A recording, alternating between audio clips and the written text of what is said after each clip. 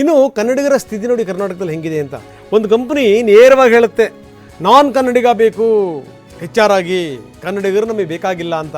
ಈ ಮಟ್ಟಕ್ಕೆ ಇಳಿದಿದ್ದಾರೆ ಕಂಪ್ನಿಯವರು, ಹೇಳೋರು ಯಾರಿಲ್ಲ. ಸ್ಕಿಲ್ ಸೋನಿಕ್ಸ್ ಅನ್ನುವಂಥ ಕಂಪ್ನಿ ಇದು.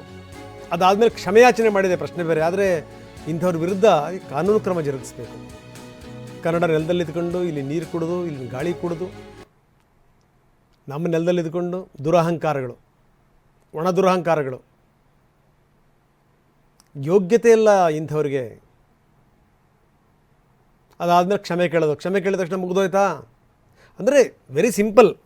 ನಮ್ಮ ಕಾನೂನು ಅಷ್ಟರ ಮಟ್ಟಿಗಿದೆ, ನಮ್ಮ ರಾಜ್ಯ ಸರ್ಕಾರ ಅಷ್ಟರ ಮಟ್ಟಿಗಿದೆ, ಯಾವನೇನಂದ್ರೂ ಅರಗಿಸ್ಕೋಬೋದು. ಹೀಗಾಗಿ ಏನಂದ್ರೆ ಬಾಯಿಗೆ ಬಂದಂಗೆ ಮಾತಾಡ್ತಾರೆ. ಎಂಥ ಕರ್ಮ ನೋಡಿ ಕನ್ನಡಿಗರದು.